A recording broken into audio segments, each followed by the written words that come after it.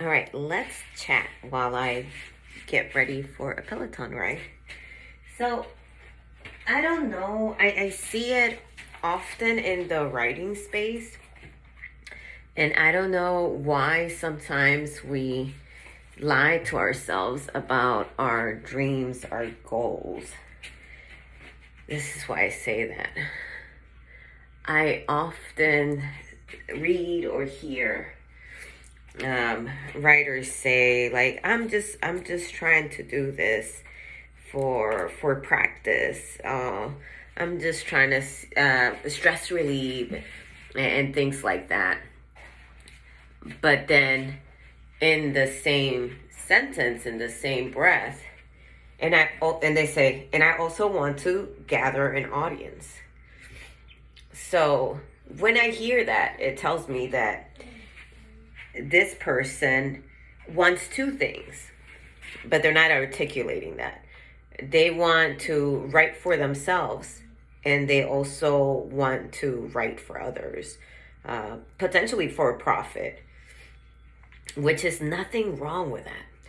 And I think this is where the fear or the fear of embarrassment comes into, because we don't acknowledge that. We don't acknowledge that, hey, I want to write because I like to write and I'm good at it, but I also want to make money off of my writing. And I don't know why, because when you don't say things like, when you don't admit to these things, it's almost like, one, you're selling yourself short. You're telling your mind something that is not true. So it's a little counterproductive. And you're setting your brain and your habits into something that you don't really want to do. Because what you really want to do is connect with an audience, have them love your writing, so that way they can buy it. And so that way you're a well-known author, or your books connect with many people. And if that is the case, it's okay to say that. It's okay to say, look, I want to reach as many people as possible. I want to be a New York Times bestseller. I want to be a USA best-selling author. It's okay to say that. I wish more people would admit to their goals and their dreams. I think like fear of failure. And if you listen to my podcast, that's something that I talked about quite a lot, particularly in the month of June when I'm talking about resiliency. Fear of failure and me are like bros, right? That's what kept me from doing a lot of things. That's where my procrastination stemmed from. And like I always tell people, I'm a recovering procrastinator, because that's something that I always have to fight. Because there's always that sense of fear that I will not achieve something. And because of that, then that also kept me from telling other people and telling myself my real dream. Because then the question is like, well, what about if I don't achieve it? Oh, everybody will know.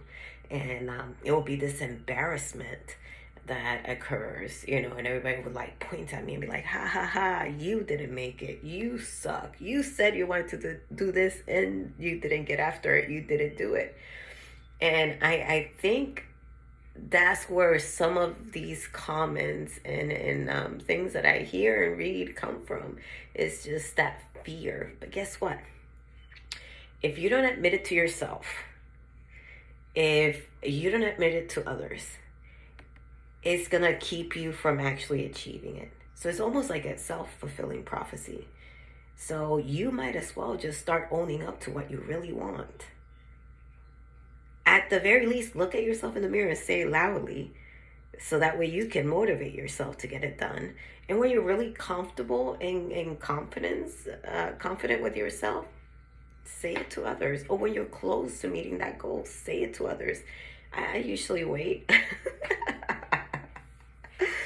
a little bit longer. I'm under the weather. But at the very least, please don't lie to yourself about your dreams. Don't do that.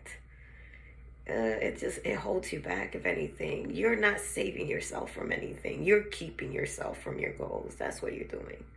Don't do that. Bye.